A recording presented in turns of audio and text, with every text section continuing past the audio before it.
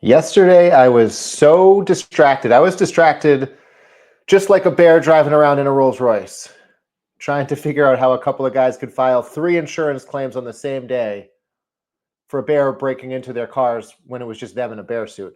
However, I digress. The article that I meant to get to yesterday was this one.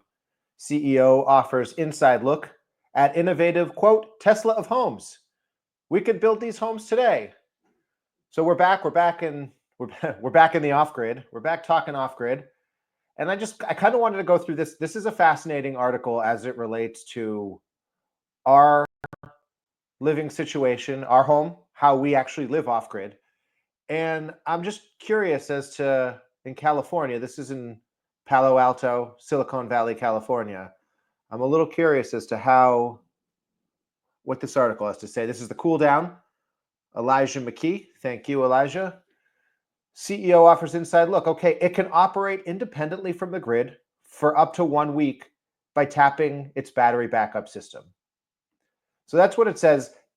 Let's unpack that statement for a minute, because as we relate to that statement, as I relate to that statement, there's more questions there than answers, even though it seems like a pretty strong pronunciation. So it can operate independently from the grid for up to 1 week by tapping its battery backup system. So I was presuming this runs on solar. We're going to scroll down and find out. I'm presuming it. So for up to a week, running what? Like, what are the power needs for that week? How much power can this thing store? How much power can it produce? Is this assuming you have sunny days during the day? You're not in a situation, an adverse inclement weather situation that you tend to be in when you really need to be disconnected from the grid. And I think that's, for us, that was a starting point of where we needed to function. Our house had to function off the grid. And for a lot of people, when they get disconnected from the grid because of something, not choice, that's, I think, really the launching point of how we need to start adapting this technology, because this doesn't really answer any questions. It can operate independently from the grid. So we built our house 3 years ago, and it's been doing that. That's really nothing new. So let's keep scrolling through here. It looks cool. The house is this looks like a rendering, to be honest. This looks like a digital rendering. It's a very small lot and a very small, just my first thoughts. It's just kind of seeing the rendering or the house here, whatever it is. Sidco Homes. Sidco Homes. Want a sneak peek at the future of homes, at Homes of the Future? That's what Manmohan Mahal sought to build when he started his company, Sidco Homes, a design and construction group that constructs fire-resistant, renewable energy residences, ABC7 reported. I guess that's pretty important. The fact that it's fire-resistant in California. In New England, it's not as much of a concern here, although we are going through we're in a significant period of drought here. And so we have, we're not allowed to have any outdoor fire or anything burning outside here, which makes sense. But we've been dealing with a lot of outdoor fires. So I could see how important it is on the West Coast, but I could see how important this is everywhere. The one Mahal just finished is a doozy. Watch out for that first step. It's a doozy. He calls it the Tesla of home. So he calls it that. Tesla didn't call it that. And from top to bottom, you can see why. I can't right now. It's centered on sustainability and eco-conscious choices that will save homeowners money too. Well, so that's great. Located in Palo Alto, its price tag isn't cheap. It's listed for $3.7 million. That's a lot of money. That's a lot of money. I'd have to see what the rest of the neighborhood is like. I'm going to look into that. I'll pull a couple things up here as we're having a little conversation about this. But $3.7 million certainly puts it out of the realm of affordability for most people. Our house, and we built our house with the farm, and my wife and I both have businesses that are off the grid at our house here. We certainly, and in New England, the price is much different, but we didn't spend but a fraction of that. Including everything, including our solar system. I'll do a breakdown if people want a breakdown of what it costs, to build our house. And we went with Yankee Barn Homes. I'll just do a separate video on how our house all came together. But Yankee Barn Homes out of Grantham, New Hampshire, did an amazing job, essentially prefabricating everything for us.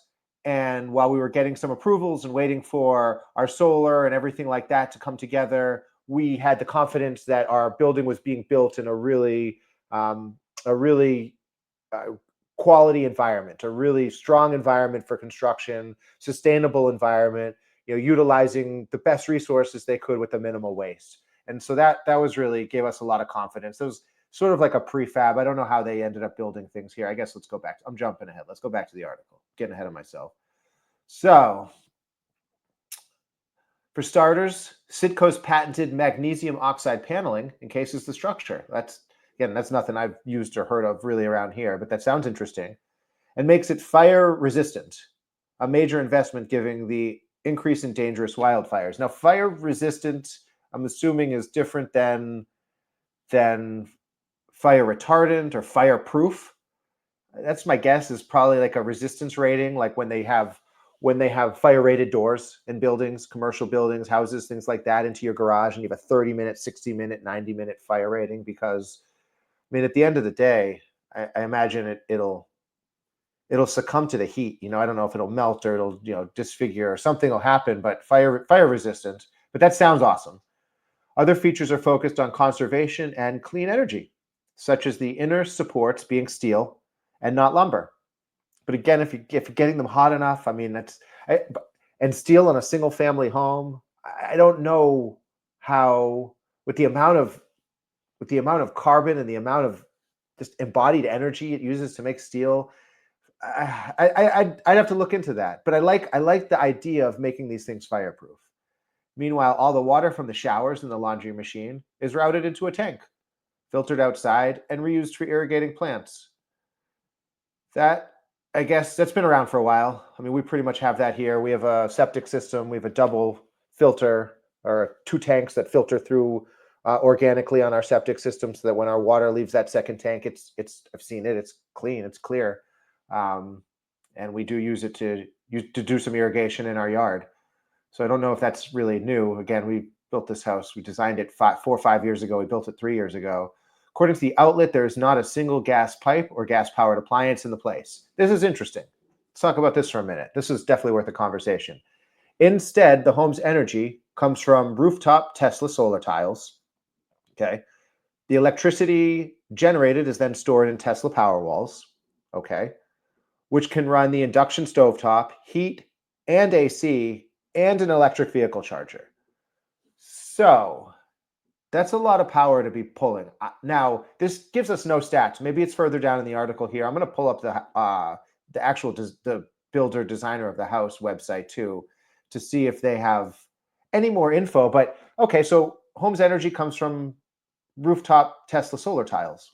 What kind of energy are you bringing in? It makes no mention of that. We have Tesla. I mean, I think they're Panasonic panels, but it was all done through Tesla. So Tesla did the install. They sourced all of the equipment for us, all the hardware, and rewrote all the firmware and software so that we could be off grid, because that was a whole nother challenge and issue when we installed this system, was actually getting it to recognize the fact that we weren't tied into a grid, that we were standalone.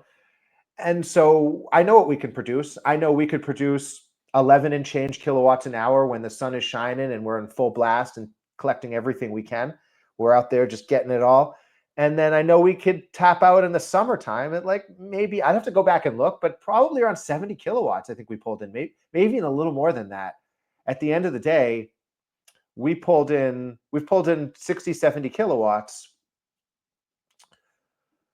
And so I know that we can do that. But in the wintertime, that's the summertime. That's the best case scenario. Sun's shining down. Here we go. This is us this morning. Let me pull this up. Here we go.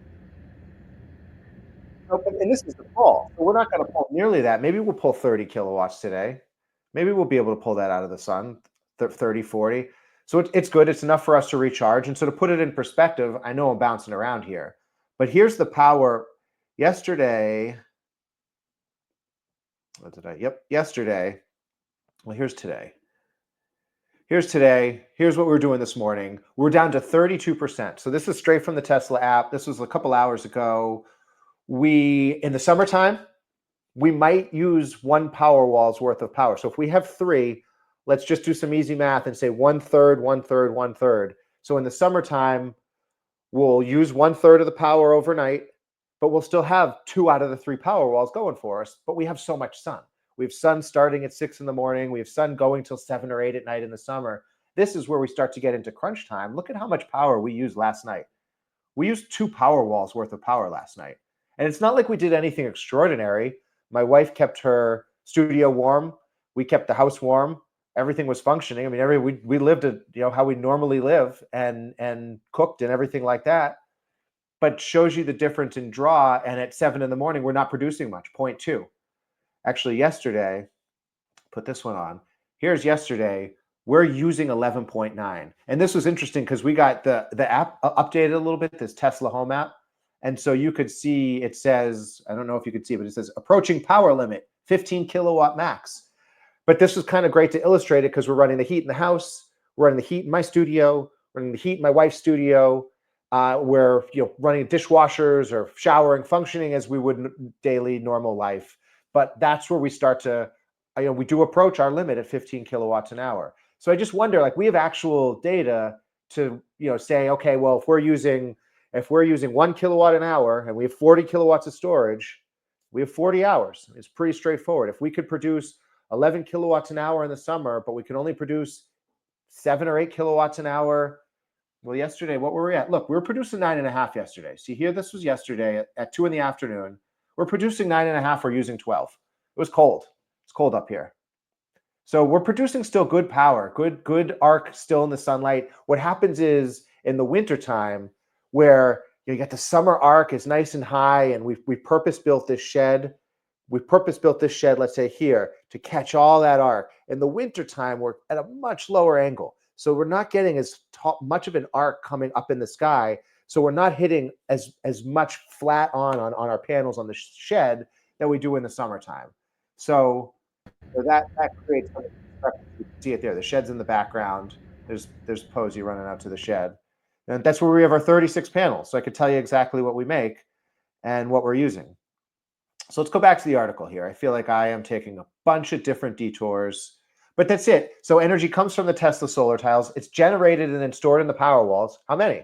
How many power walls you got? How much storage you got? This is important information, which can run the induction stovetop, heat. What kind of, are we talking about heat pumps? Are we talking about, like, what are we talking, an AC?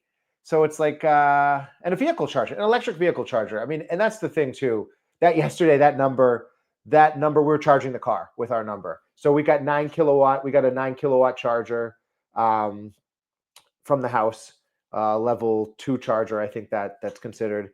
And so 9 kilowatts, if we're running our 40 kilowatt battery, and we're taking 9 kilowatts, 10 kilowatts an hour from it, we have about 4 hours of charge time on our car. Now, on the flip side, our car is a 77 kilowatt battery.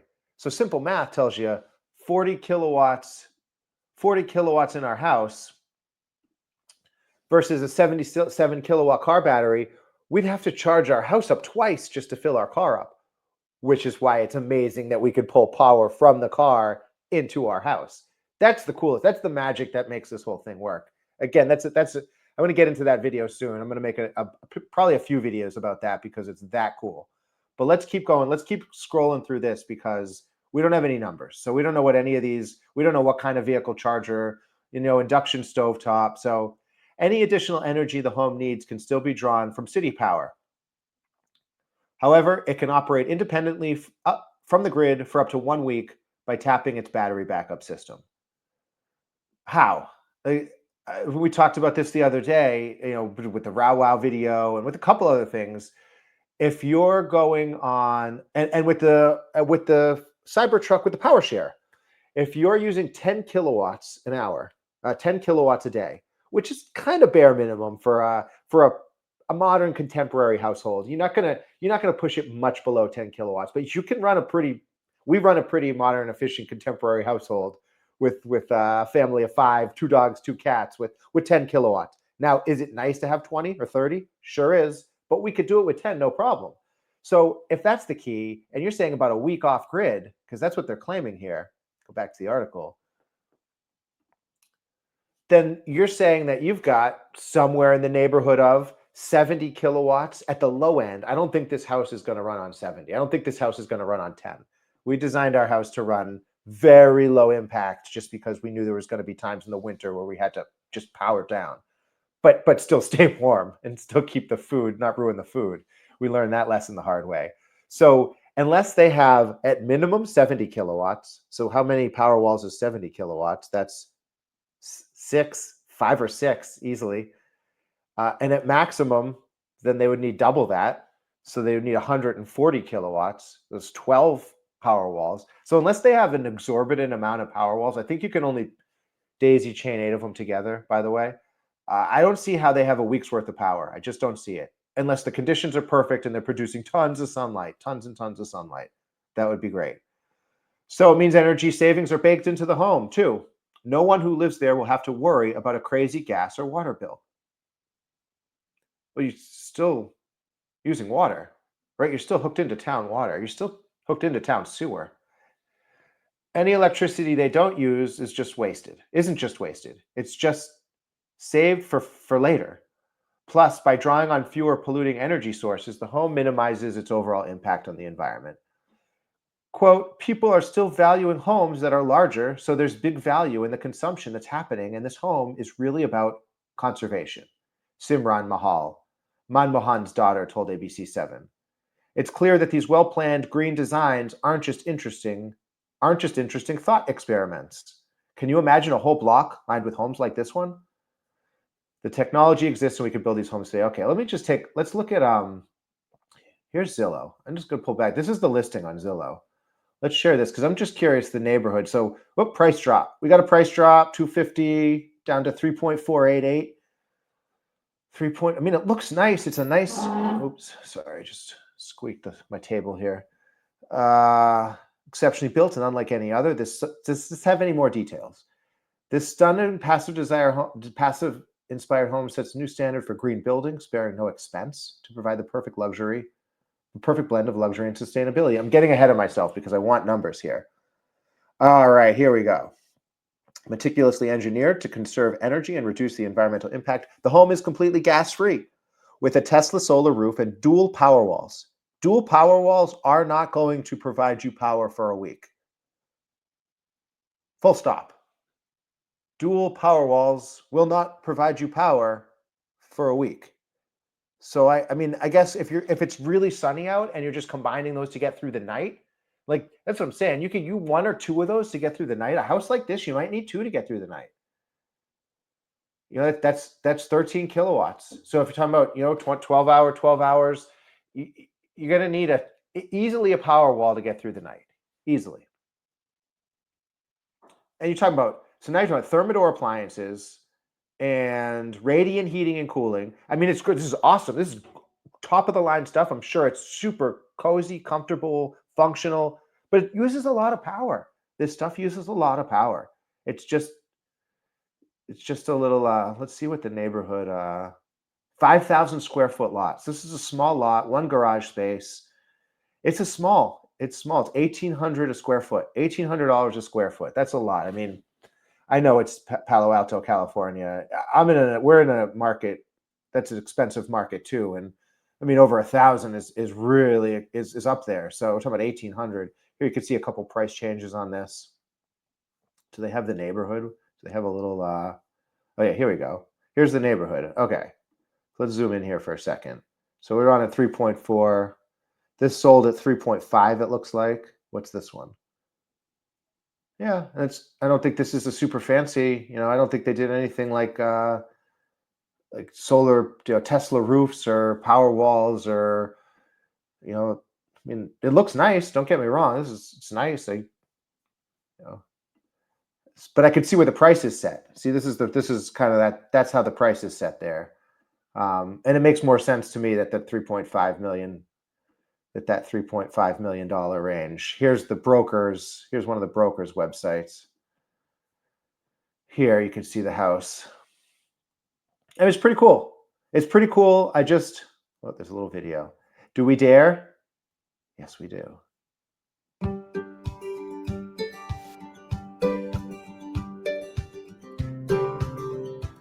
Hi, I'm Mike Repko with the De Leon team. Welcome to 3561 Park Boulevard. Stunning new construction with every technological advance.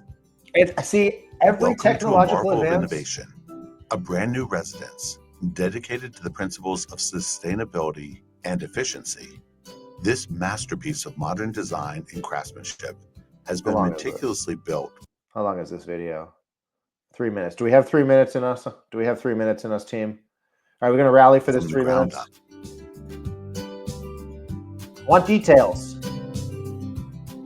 Airtight building envelope? What's the rating? Every aspect of What's this home the blower rating? Thoughtfully selected to create a. We had to do a blower rating test on our house when we built it 3 years ago. That means they had to seal it all off, and they had to hook a machine up to it that rated how airtight it was. And they kept telling us when we were building the house, they said, make sure that it's under 50. New construction has to be under 50 or under 40. I actually forget what the number is, but under 40, of I don't know if it's cubic feet changes, whatever it is, it's got to be. I'm like, it's going to be. We're designing a really, we've R60 in our walls. We've got a very, very well insulated house that still breathes. We still have good air exchangers. We still have easy ways to open up our doors and our windows to get fresh air in. We have redundancy in circulation. That's what we were looking for, redundancy in what we were doing.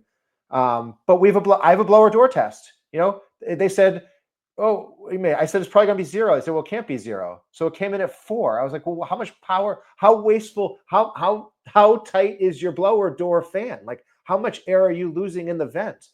So it comes down to that. So it's like, I'm just saying, we got numbers, and we were specific when we had to design them because we had to prove that our house worked, and get our occupancy permit, which was important. Turns out. A passive inspired living experience featuring high energy efficiency, like what? Increased fire and climate resistance, superior air quality, and no reliance on fossil fuels. But you're still grid connected. So it's like you're still relying on fossil fuels.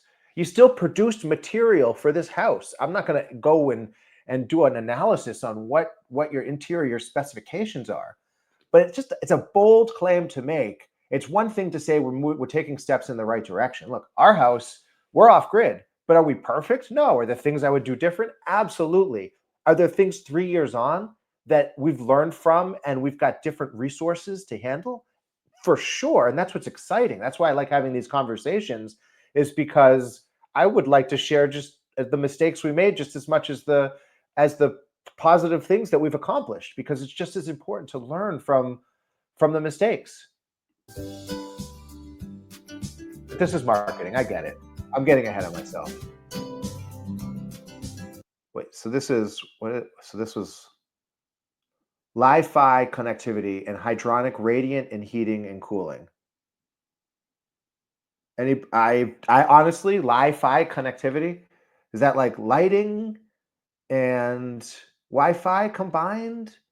I'm at a loss. I will say that lighting fixture looks like it's like a rain shower head. It looks like it's a in-ceiling rain shower head, and that would be wild. I know it's not, but if that thing just started pouring water, that would be wild. Or steam or something cool. Oh, it's a vent hood. It's a vent hood. Oh, I'm sorry. I keep going back to this. It's a vent hood for the island cooktop, induction cooktop there. Sorry, everybody.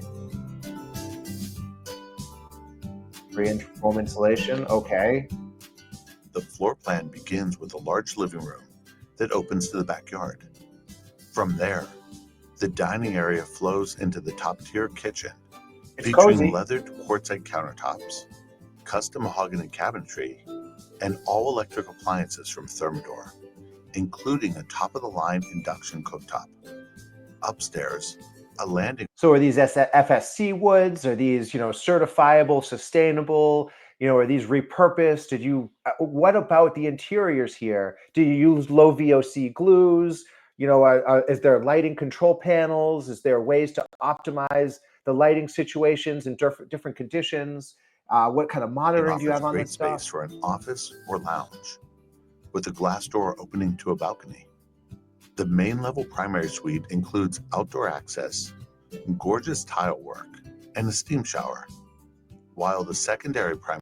A steam shower, I cannot even begin to tell you, again, I have not done the research in this at all, but the amount of power that a steam shower would use has got to be significant, because heating elements arguably are the most heat use that you could use. I said, pumps, anything that's running a pump, anything that's running a heating element, like those are the things, condensers, like those are the things that are gonna, take up so much power to move and heat things.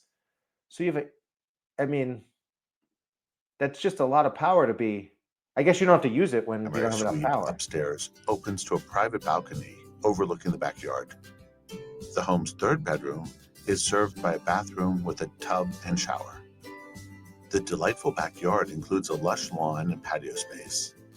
And this home also features an attached garage wired for EV charging. Conveniently located within walking distance of shops and restaurants along California Avenue, this home is also close to Mitchell Park and a short drive to Stanford University. Plus, All right, do we have any you'll more? enjoy. There's no way that we can capture all of this technology and style on a video. You've got to see it for yourself. So please, arrange a personal visit. You'll be glad. All right, you don't have to capture it on a video. You don't have to capture it on a video, but could you capture it somehow? Could you capture it in the listing? Could you capture it on the website of the manufacturer or the developer? Could you capture it on Zillow? Could you capture it on an article? I mean, I guess I could try to find out this information, but I would just, I like just being able to find things out. I like when things are out there, and I like transparency. So it just, it's a little confusing, and I guess, appealing to that market, again, it's context, it's who you're appealing to. Real estate can be like that. And so I get where you try to appeal and funnel your marketing towards a specific buyer. But at the end of the day, this is the technology that we're trying to create, and make accessible for as many homeowners as possible. And particularly when we're starting to renovate, when we're building new, especially when we're building new, and all of the opportunities that we have just to improve our home. And because we're going to be upgrading, we got to get a new washer, got to get a new dryer, got to get a new heat pump or washing machine, dishwasher. Like, there's whatever it might be. There's so many appliances, and so it's like, what does Energy Star mean? What does it mean to use 200 watts, 200 watts an hour? So our dishwasher will say, it uses 200 watts an hour. It's 0.2 kilowatts. So if you ran that dishwasher for 10 hours, you would use 2 kilowatts. And 2 kilowatts, just say on a Tesla system that says has 12, is a sixth of, it's a sixth of the power. But that means that you're running it for an hour. So it's like, how long are you running things? What are you running? What do you need from it? What season is it? There's so many questions. That's kind of why I want to start these conversations, and going over these articles, going over these types of homes. It's important to know, because I think we're coming top down and bottom up. There's a way where we've got these really, kind of larger homes, higher power consumption homes, luxury homes, if you will. And then we've got these sort of cabin style homes, right? And I think we've kind of fit in somewhere in the middle here. And this technology has to kind of come up and come down, because truth be told, if there weren't people camping off grid in the 1960s and 1970s and using these kind of home setup solar panels rigged up to lead acid batteries, and starting these homesteads and planting and growing and starting families 40, 50 years ago, it wouldn't have led to the types of technological breakthroughs and the types of mindsets from people who understand how practical this way of living is. And it's not that we try to be earthy, crunchy and all that. You try to be good to the environment. The environment's been really good to us. I think if we all just stop and appreciate, like, yeah, she's kind of nurtured life on this planet in a really wholesome way. And there's things that we could do to lower the impact, the damage that we're doing going back, but it's more than that now, because that's not enough for some people. And in my profession and in my professional career previously in architecture, it's like, it's one thing to justify it to do the right thing, but it's another to make it worth somebody's while. So if you could say economically, this is going to pay for itself, and I could say conservatively, like with our solar array, our solar system, we paid, installed everything, we paid about $42,000 installed, 3 power walls, 36 panels, the gateway, 2 inverters. I could do a video on that, but there was a cost payoff for that because when we were living and renting our apartment and paying an exorbitant amount of cost for the energy bills for heating and cooling, particularly our spaces, and they kept going up and they kept going up, and we had no control over it. We had no control over the outages. We had no control over how we managed our power and how our power flowed. So aside from just saying, okay, this is going to be better for the environment to go all solar, and we do have a backup, we do have a liquid propane backup. So we do have redundancy because that's really important too, and I advocate for that. But we don't really hardly use it, but we have it. And so to know that the payoff for our solar system that we invested a good amount of money in, we got a really good deal on our land because nobody thought we could really build something on it, and we did.